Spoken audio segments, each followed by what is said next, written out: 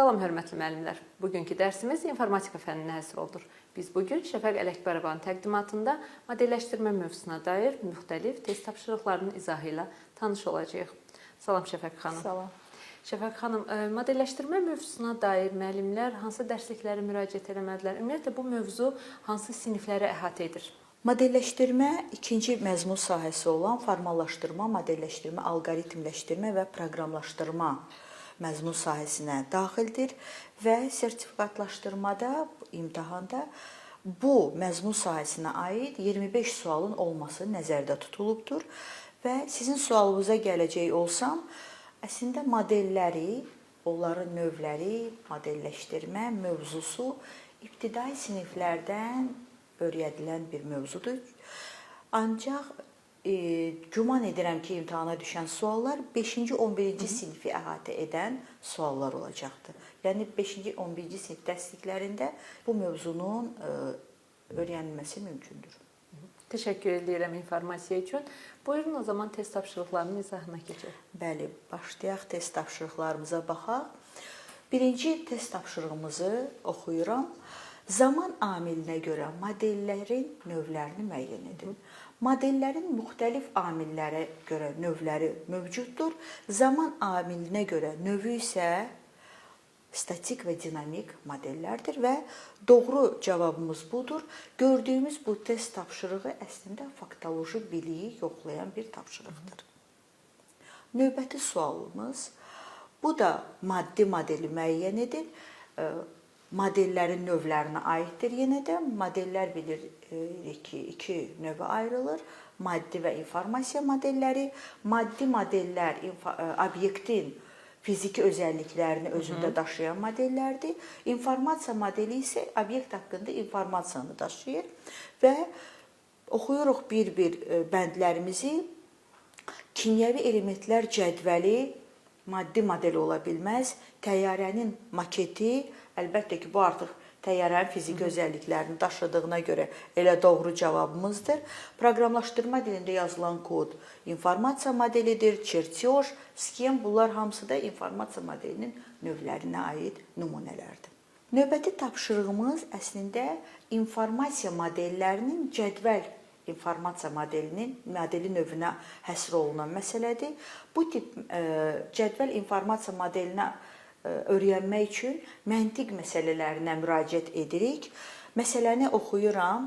Aytac, Nəzrin, Mələk, Quba, Ələt, Masallı rayonlarında həkim, hakim, polis işləyirlər. Və məlumdur ki, Ələtdə işləyən polis deyil, Qubada işləyən həkimdir, Nəzrin Ələtdə işləyir, Aytac həkim deyil. Bu məlumatlara əsasən biz Mələyin hansı rayonda və hansı peşədə işlədiyini müəyyən etməliyik. Bu tip məntiqi məsələləri həll edən zaman dediyim kimi cədvəl informasiya modelindən istifadə olunur. Biz sətirlərdə adları, sütunlarda isə bu insanların, bu şəxslərin işlədikləri rayonları və peşələrini yazırıq. Ondan sonra hər bir bəndin üzərindən keçərək bizim üçün doğru olan xanalara üstəgəl işarəsi qoyacağıq. Doğru olmayan xanalara isə çıx işarəsi qoyaraq tapşırığımızın həllinə gəlib çıxacağıq. İndi oxuyaq. Ələtdə işləyən polis deyil, hələ bizə bir xanaya işarə qoymağa kömək etmir. Qubada işləyən həkimdir, bu da onu kimi. Lakin Nəzrin Ələtdə işləyir deyiriksə, bu o deməkdir ki, Nəzrin və Ələt kəsişməsində olan xanaya üstəgəl işarəsi qoyuruq. Və biz bilirik ki, birinci bəndə əsasən Ələtdə işləyən polis deyil. Bu o deməkdir ki, Nəzrinin ixtisası polis deyil. O xanaya artıq çıx yazırıq. Və eyni zamanda gördüyünüz kimi Ələtdə bu işlədiyi sütun var, Ələt sütununda digər xanalara çıx və Nəzrinin qarşısında olan digər Quba və Masallıya da çıx işarələrini qoyuruq. Keçirik növbəti bəndimizə. 4-cü bənddə deyilir ki, Aytac həkim deyil. Deməli biz Aytac sətrindəki həkim sütununun kəşməsi və bu xanaya çıx işarəmizi yazırıq. Sonra nə etməliyik? Və əgər Aytac həkim deyilsə, Deməli, həkim olan harda yaşayır? Qubada yaşayır. Aytac heç Qubada da yaşamır. Və bununla biz artıq Aytacın harada yaşadığını müəyyən edirik. Masallıda yaşayır. Eyni zamanda da mələyin harda yaşadığını müəyyən edirik. Mələk Qubada yaşayır. Və bundan sonra Qubada yaşayanın da həkim olduğunu bildiyimizə görə avtomatik olaraq həkim xanasına üstəgəl işarəsini qoyuruq. Digər xanalara çıx işarələrini də düzdükdən sonra biz Aytacın polis olduğunu müəyyən edirik və Aytac polis olduğuna görə hakim ola bilməz və bir dənə bizdə qalır Nəzrinin ixtisası, o da hakimdir. Və əslində məsələnin yarısında bizə verilən sual ki, mələyin hansı rayonda və hansı peşədə işlədiyini müəyyən etmiş olduq. Amma yenə də biz məsələni axıra qədər apardıq və öyrəndik ki, bizim mələk Qubada həkimdir. Növbəti test tapşırığımıza keçirik. Bu test tapşırığı qraf informasiya modelinə həsr olunmuş test tapşırığıdır. Populyar tapşırıqlardır. Qraflar ümumiyyətlə mövzu olaraq da populyar mövzulardır. 9-cu sinifin dərsliyində geniş şəkildə izahı da var. Qraflar mövzusunda ən çox nələrə toxunmalıdırlar? Məsələn, bir təpədən digər təpəyə gedən müxtəlif yolların sayı, bir təpədən, məsələn, hansısa başqa bir təpədən keçmədən gedən yolların sayı, bir də ən qısa yolun tapılması. Bu mövzular, bu tip məsələlər geniş yayılmış məsələlərdir və güman edirəm ki, sertifikatlaşdırma imtahanında da olacaq yəni məsələlərdir. İndi tapşırığımız belə bir tapşırıqdır ki, verilmiş qrafda A təpəsindən H təpəsinə gedən müxtəlif yolların sayını müəyyən edin. Bu tip tapşırıqları həll etmək üçün mən aşağıdakı həll üsulunu, həll yolunu təklif edirəm. Məsəl üçün biz əgər A təpəsində varıqsa, oradan hərəkətə başlayırıqsa, A-dan A-ya bir yol var, ona görə təpənin qarşısında 1 yazırıq. Və A təpəsindən başqa hansı təpələrə getmək olur? Onları axtarıb tapdıqdan sonra müəyyən olur ki, A-dan B-yə getmək olur. B-dən yalnız A-dan gəlmək mümkün olduğuna görə orada bir yol var. C-yə də yalnız A-dan gəldiyinə görə orada 1 yazırıq, bir yol var. Bundan sonra keçirik D təpəsinə. D təpəsinə B-dən, A-dan və C-dən gəlmək mümkündür və bu artıq bizə 3 yolu verir. Bir üstə gəl, bir üstə gəl, bir 3-ə bərabərdir.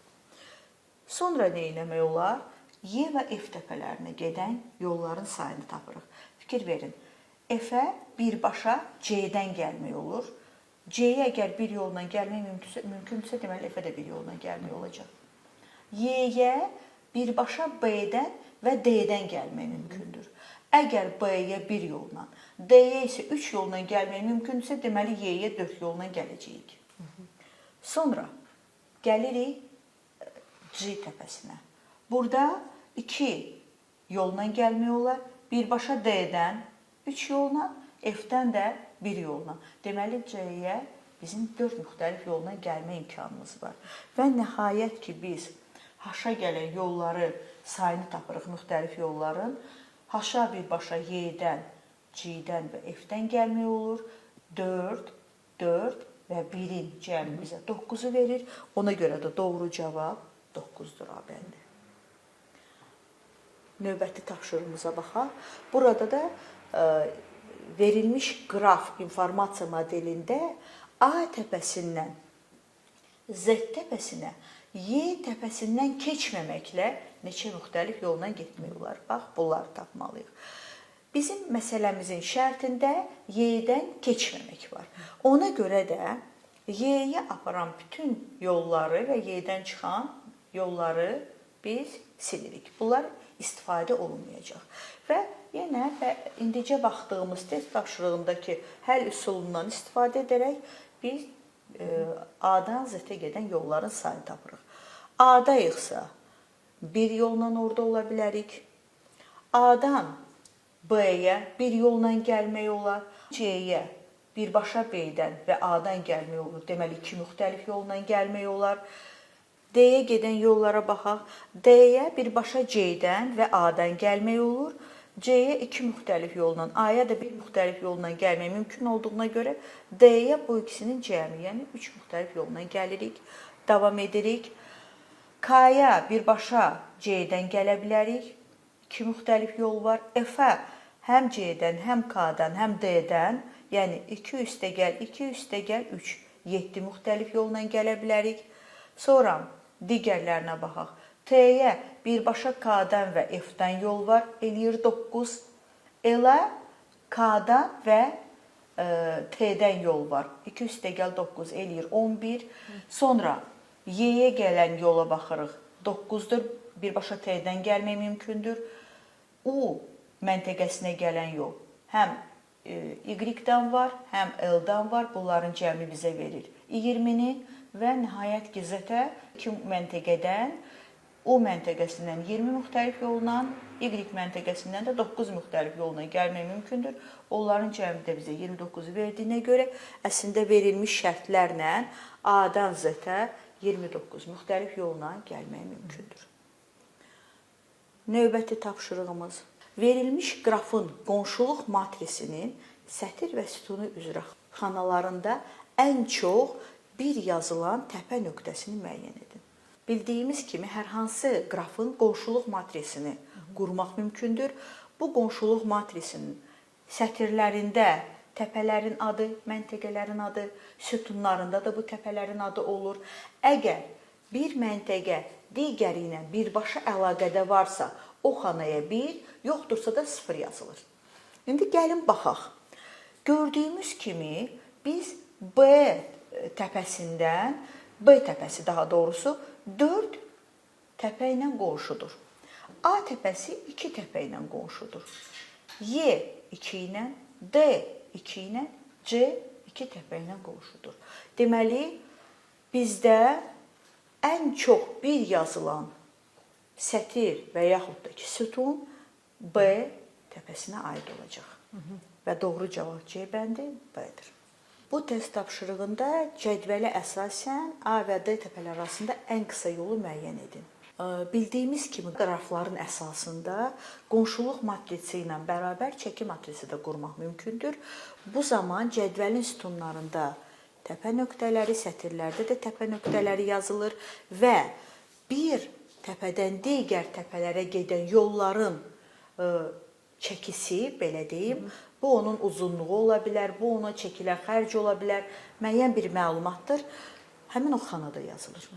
Və hal-hazırda bu, deməli, ən qısa yolun tapılması, elə bir yol tapmalıyıq ki, A-dan D-yə gedək və onun cəmi ən qısa olsun, ən az olsun, belə deyim. Və baxırıq, A-dan 2 təpəyə getmək mümkündür. AB tilinin çəkisi 4-dür. AC tilinin çəkisi isə 8-dir. Deməli, bunların içərisindən ən qısasını tapırıq, əlbəttə ki, A-dan B-yə gedirik. A-dan B və 4. Bir də belə bir şey deyim ki, əgər biz hal-hazırda A təpəsindəyiksə, məsəl üçün, bu müəllimlərə necə rahatdır, elə işləyə bilərlər. Məsələn, mən işləyəndə nə edirəm? Olduğum təpəni, hal-hazırda olduğum təpəni sətirlərdəkiləri, gedəcəyim təpələr isə sütunları götürürəm. Məsələn, hal-hazırda A-dayamsa, B-yə gedirəm və o AB tilinin uzunluğu çəkisi 4-dür. B-də olduğuma görə keçirik sətirə. Deməli, hal-hazırda mən B-dəyəm və baxıram ki, birbaşa B-dən D-yə yol var və onun çəkisi də 1-dir. Və bu elə ən qısası olur. A, B-yə, B-dən D-yə çəkilərinin cəmi 5-ə bərabərdir. Bu da elə ən qısası olur. Nəyə görə?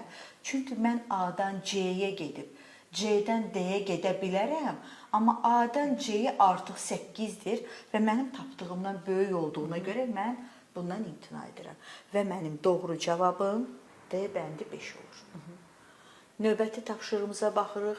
Yenə də çəki matrisi verilibdir və tapşırığımızda deyilir ki, uzunluğu cədvəldə göstərilən A, B, C, D, E, F yaşayış məntəqələri arasında yollar çəkilibdir. Əgər hər hansı bir xanada bir ədəd yoxdursa, o deməkdir ki, o təpədən digərinə birbaşa yol yoxdur və bizdən tələb olunur ki, ən qısa yolun uzunluğunu müəyyən edin. Yenə də etdiyimiz üsulla baxırıq ki, A-dan gedilə bilən yollar bunlardır və onların arasında ən qısası B-dir. A-dan B-yə gələrik. Artıq biz B-dəyə keçirik sətrə. B-dən yalnız D-yə gedə bilərik. Onun da çəkisi 3-dür. Biz artıq D-dəyik. D-dən də birbaşa F-ə yol var. Onun da çəkisi 3-dür. Və o çəkilərin cəmi bizə verir 8-i. Baxaq görək ki, digər üsulla getmək mümkündürmü? Mən məsləhət görərdim ki, digər üsulları yoxlasınlar. Məsələn, A-dan D-yə getmənin, A-dan F-ə getmənin mənası yoxdur. Bir A-dan C-yə getməni yoxlamaq olar. A-dan C-yə gedərik 4, C-dən D-yə gedərik 7 və artıq D-dən də F-ə gedəndə bu da 8-dən böyük bir ədəd alındığına görə bundan da imtina edirik və doğru cavabımız olur 8 C bəndi. Və bununla da modelləşdirmə mövzusuna aid bütün test tapşırıqlarına baxdıq.